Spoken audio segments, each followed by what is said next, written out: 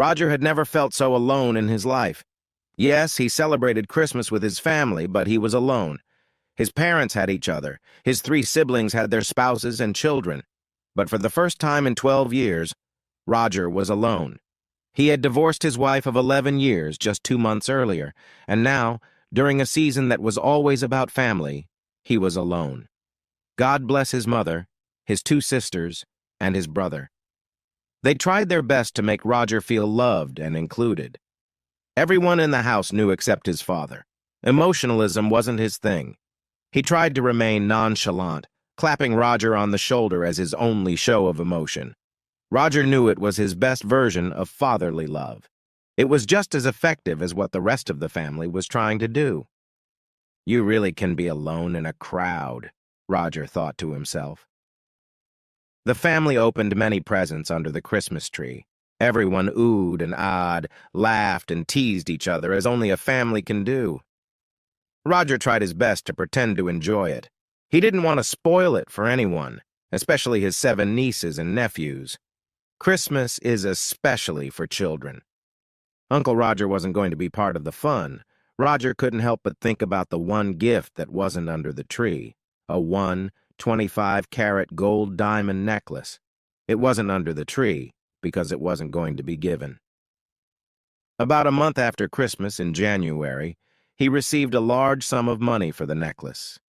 It was for his then-wife Tracy, who was the love of his life in January.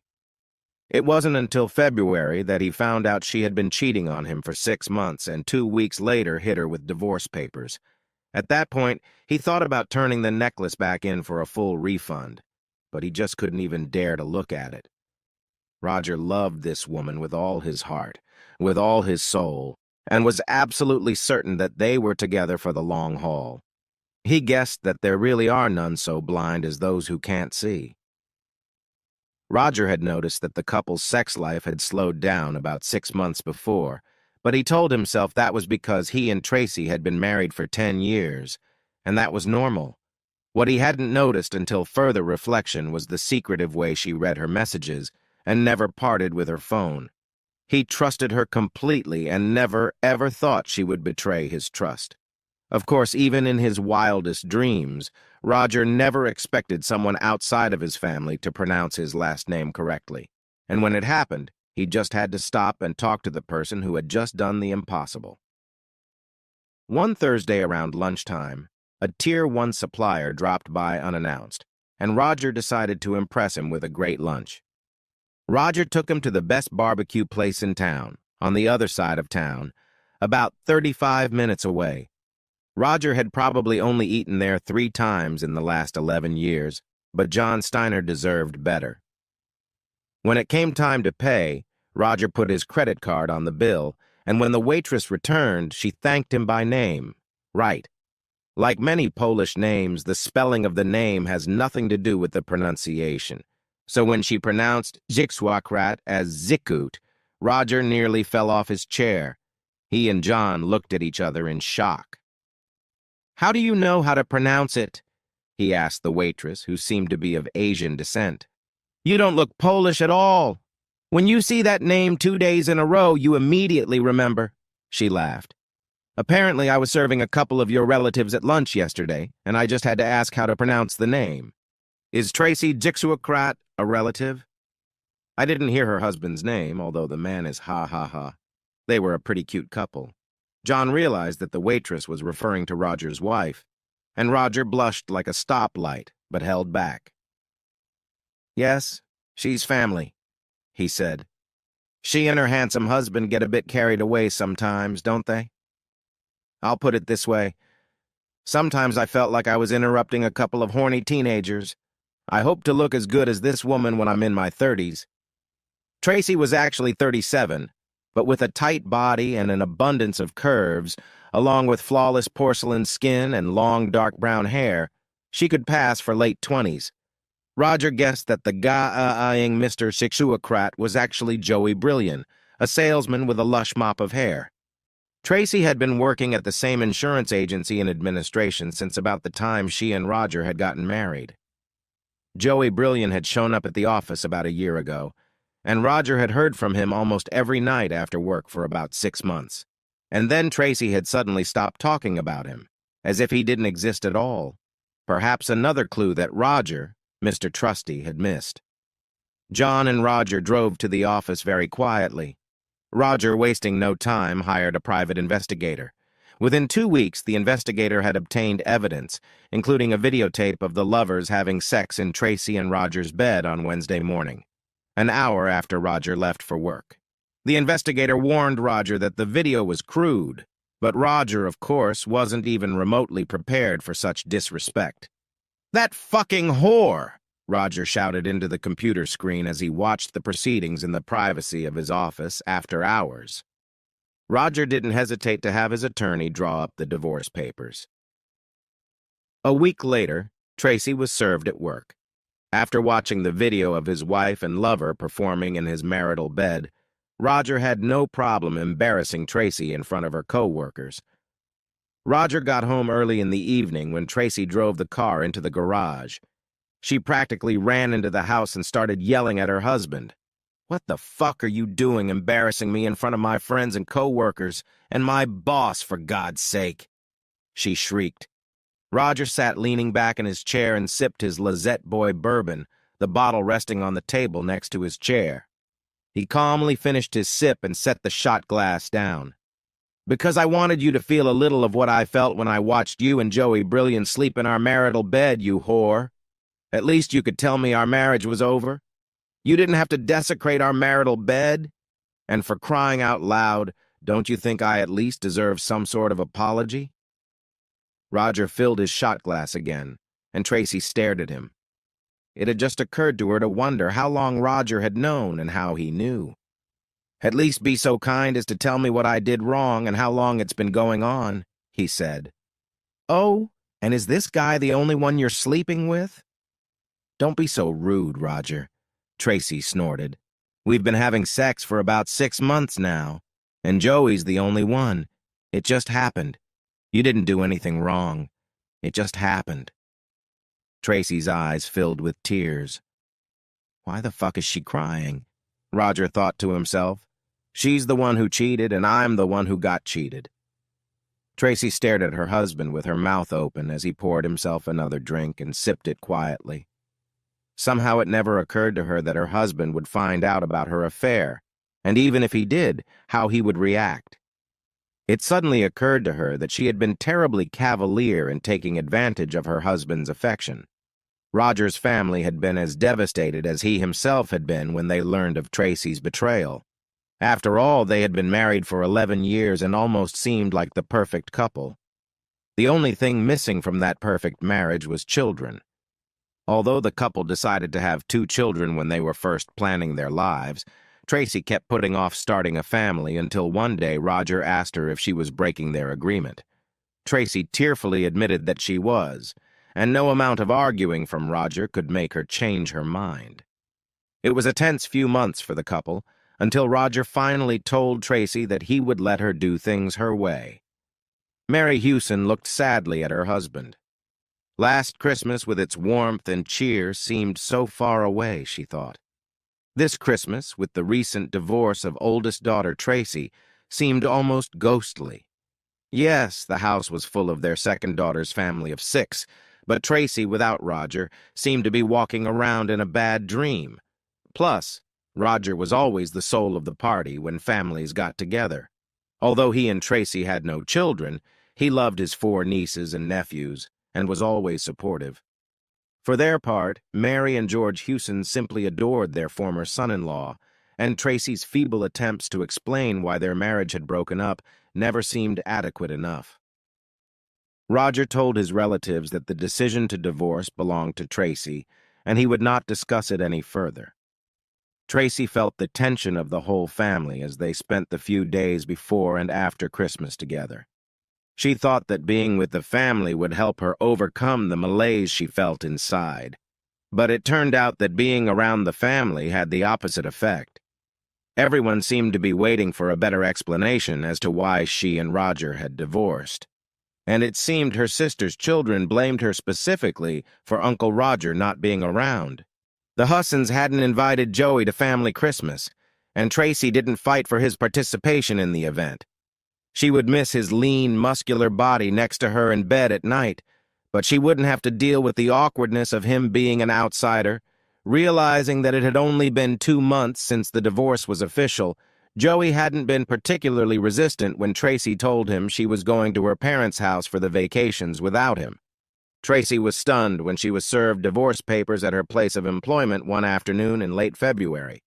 She had no idea that Roger knew about her affair. She had been so consumed with her personal life that she was terribly embarrassed when she was served, and she was pretty sure she caught Joey's smirk in the background. She drove home furious, but that anger was replaced by confusion when she ran into Roger. He was quiet and calm, and seemed more interested in his bourbon than arguing with her. Besides, she knew she really didn't have any good answers to his questions. He seemed to know a lot about the case, including the fact that he and Joey had a date right in the bedroom. When Roger mentioned that, she even thought it sounded tasteless. She told Roger the truth, that she didn't want it to happen.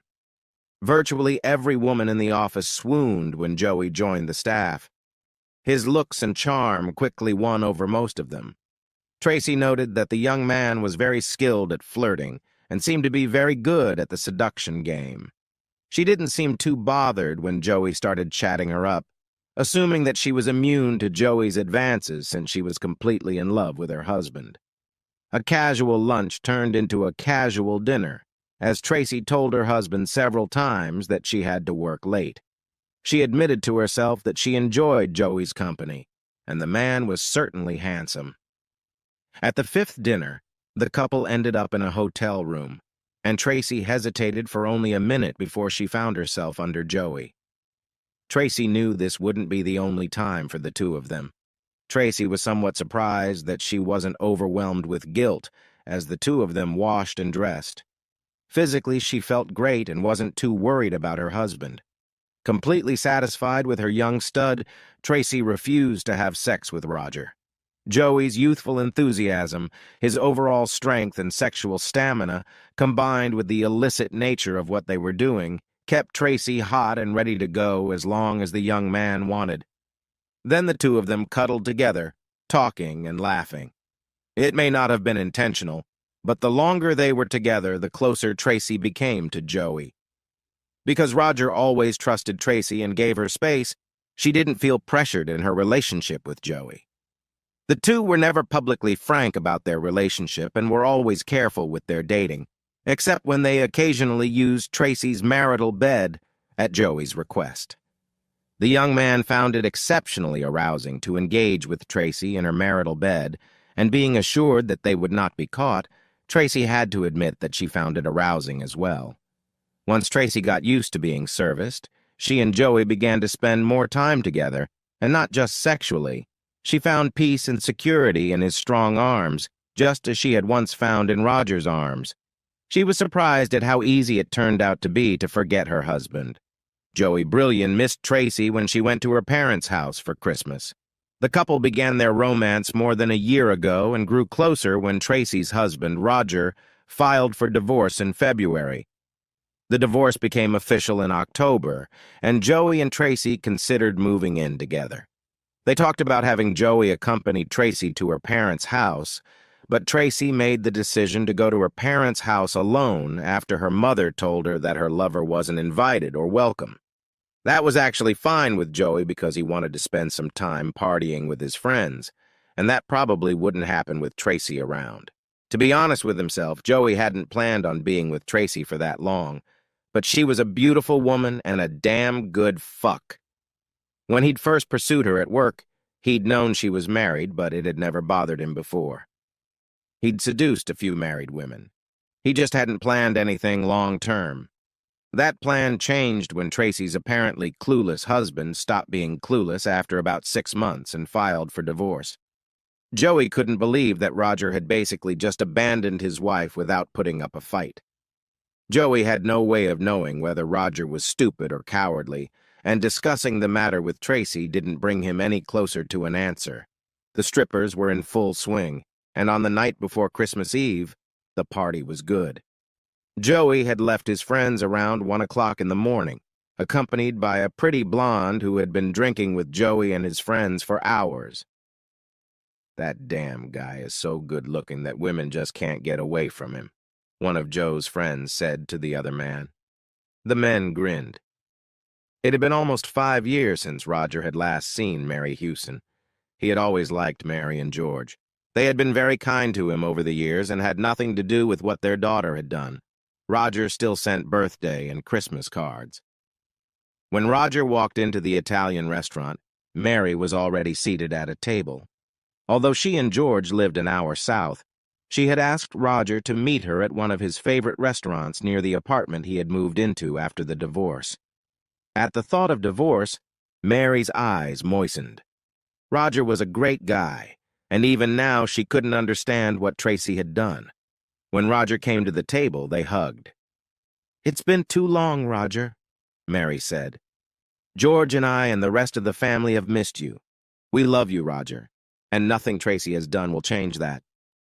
"And I love all of you guys," Roger replied. "I'm sorry to be so distant from you guys." "We understand, son. It's okay. But I have a selfish reason for wanting to see you. Remember Tracy's cousin Bunny, the youngest of her wedding friends, who went into the Air Force shortly after the wedding? Well, she went back to civilian life and just got a job with an aerospace firm in your town. I was hoping you could show her around the city, introduce her to the right people, and just point her in the right direction. Honestly, I'm not asking for anything more than that." Roger smiled crookedly at his former mother-in-law. She feigned surprise. "It was a request for either you or my daughter, and right now neither George nor I take much pleasure in seeing Tracy lead her own life, let alone help someone start a new one." Roger nodded in agreement. Enough said, he thought. A few days later, Roger called Bunny and invited her to lunch at the same restaurant where he had met Mary. He really didn't know what to look for because the last time he'd seen Bunny, she was a thin, blonde-haired, freckled 19-year-old girl getting ready to go into the Air Force. Now she was 36 years old. The only hint Mary had given him was that Bunny no longer had freckles and her hair had darkened. Roger waited attentively as the waiters escorted the 3 lone brown-haired women to other tables. The 4th brown-haired woman turned out to be Bunny. Roger was more than surprised. She was well built from top to bottom. Roger figured her time in the service had certainly enriched the woman physically, and her sparkling blue eyes would make her a favorite of single men all over town. Roger decided that the dinner had gone well. Bunny had turned out to be very intelligent and had more than held up her end of the conversation. Roger reminded himself to call Mary and thank her for putting him in touch with Bunny. Roger enjoyed Bunny's company so much that he invited her over for a second lunch and then dinner and a concert. He definitely had Mary to thank. Tracy sat at a restaurant table waiting for her beau. In her 43 years, she was still a beautiful woman with a tight, lush body thanks to regular visits to the gym. Her date was a 50-year-old accountant. She was anticipating a pleasant, albeit unassuming evening. Now she was happily embracing the pleasurable. Since her divorce, Tracy thought her relationship with Joey was heading in a positive direction, perhaps toward marriage. The sex was amazing, and her emotional feelings for Joey continued to grow. However, about a year after the divorce, Tracy noticed that both the sex and emotional attachment to Joey had leveled off. She often wondered if the sexual decline was due to the fact that sex was no longer illegal. As for the emotional decline, Tracy often thought back to her marriage to Roger. She missed the little things she'd shared with Roger, the light touches, the sweet nothings he'd whispered to her after sex and over breakfast. She and Joey often shared time living in each other's apartments, but this sense of intimacy just never came up. Tracy began to suspect that Joey was seeing other girls. The couple hadn't discussed being exclusive, but Tracy assumed it would be after the divorce. When a burning pain in her intimate areas confirmed an STD, Tracy realized that her suspicions were confirmed. "You goddamn bastard!" Tracy screamed at Joey when she got the confirmation. "I gave up my marriage to a good man for you." Joey couldn't find anything to object. He only smirked across the table. A light went on over Tracy's head. 2 years later, when her STD had long since been cured, Tracy stood up to greet her beau and chastely kissed Fred Myers on the cheek. As she leaned in for the kiss, she noticed that Fred had Frederick Mull aftershave, the same expensive aftershave that Roger always used. She hadn't thought of Roger in half a day, she grinned to herself. Joey certainly liked having Roger's wife. She was prettier than most of the wives of other men he'd had, and she was a great lover. So many women just lay around like dead fish. Tracy wasn't one of them. She seemed to enjoy illicit sex as well. Joey noticed that the arousal began to diminish when Roger filed for divorce from Tracy, but her emotional dependence on him seemed to grow. At first, Joey enjoyed the intimacy, but then he began to see it as a great burden. After he had been exclusive with Tracy for about 2 years, the itch for other women began to rear its head. He would sneak out with other women from time to time, but since he preferred sex without saddles, he soon caught syphilis. He had no sooner told Tracy than she herself found out that he had passed his problem on to her. She was unhappy about getting the STD and what the disease meant for the couple's relationship. Joey didn't lose a minute of sleep over his breakup with Tracy. It was a huge party to celebrate Roger and Bunny's 25th wedding anniversary. Roger surprised his wife by renting a party room at their favorite restaurant and inviting friends and family, including the couple's 23-year-old son Daryl and 21-year-old daughter Abigail. No one was surprised by his former mother-in-law's role. 5 years after Roger divorced Tracy, Mary asked him to help out his younger cousin Tracy, who was coming back to town after serving in the Air Force. Lunch turned into a relationship. Roger learned that Bunny was divorced. "You set me up, Mom," Roger said with a wry grin when he met Mary after learning about Bunny. "It was a really good plan, Mom." Mary smiled broadly and grinned. Roger looked embarrassed. "It wasn't a plan, Roger. I swear," Mary said quietly. "I was only asking you for a favor. There was no way I expected it to last. I knew you'd hardly been seeing each other since the divorce, but I never thought—" "I can't tell you how happy George and I are. You know we always thought highly of you and love Bunny to death. We know you'll do right by this girl, just like you always did right by Tracy when you were married." "Whoa, Mom. You're in a bit of a hurry now, aren't you?" "I don't think so, Roger," Mary replied. "You two look great together. She's got your heart, hasn't she?" "You know me well, Mother. Now suppose it does happen. Who do I call Mom? You or your sister Grace?" "What about both of us? Grace may deserve the title, but I'd be incredibly hurt if you called me anything else after all these years." Mary was right, Roger admitted to himself. Bunny had his heart, and about 13 months after their first lunch, the couple had bonded in marriage. No, Tracy had not been invited by mutual consent of Bunny and Roger. Mary and George only mentioned the neglect once, which meant they understood. A year later, Roger had his first child, and 2 years later, his second. After each birth, he thanked Bunny with expensive jewelry. Roger and Bunny were on the dance floor 2 hours after the party started. Her head was resting on Roger's shoulder, and she was nestled in his arms when Roger suddenly stopped moving and looked intently into his wife's eyes. He rummaged in his pocket and pulled out a small box that once held a diamond necklace. Roger went back to the jewelry store where he had bought the necklace years ago and exchanged it for a pair of diamond earrings. This time, he was sure he would have the opportunity to give them to his wife. Eventually, Tracy found a man she could grow old with. She was 52 when she married Franklin Jameson, a widower with 2 grown children. She admitted to herself that while Franklin was nothing special, at this point in her life she probably wouldn't find anyone special and would be happy with a good man who loved her with all his heart. In her most intimate moments, Tracy admitted to herself that she had left her special man because of her own selfishness and stupidity. She fell in love with Joey's good looks, his youth, and her own lust, mistaking lust for love like a foolish schoolgirl. Even though she had 11 good years with Roger, he didn't give her any slack once he found out she was cheating. Who is she kidding? She thought to herself. She was too caught up in the intense feeling she was getting from illicit sex to realize what she was really risking. Her parents loved Roger like family and tried to get Tracy to see the truth about what she was doing. It took her over 2 years to admit to herself that she was thinking with her head below the belt.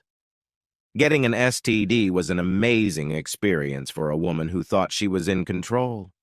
Roger, marrying her younger cousin Bunny, was a blow to Tracy, especially when she found out that it was her mother who brought them together. "She's family, Mom. How could you do this to me? Set her up with my ex." "He left me, for God's sake," Tracy whimpered.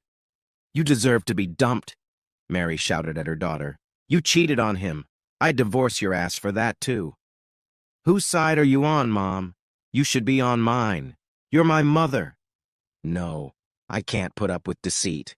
I raised you better than that," Mary said quietly. "Roger deserves a good woman, even if she is your cousin.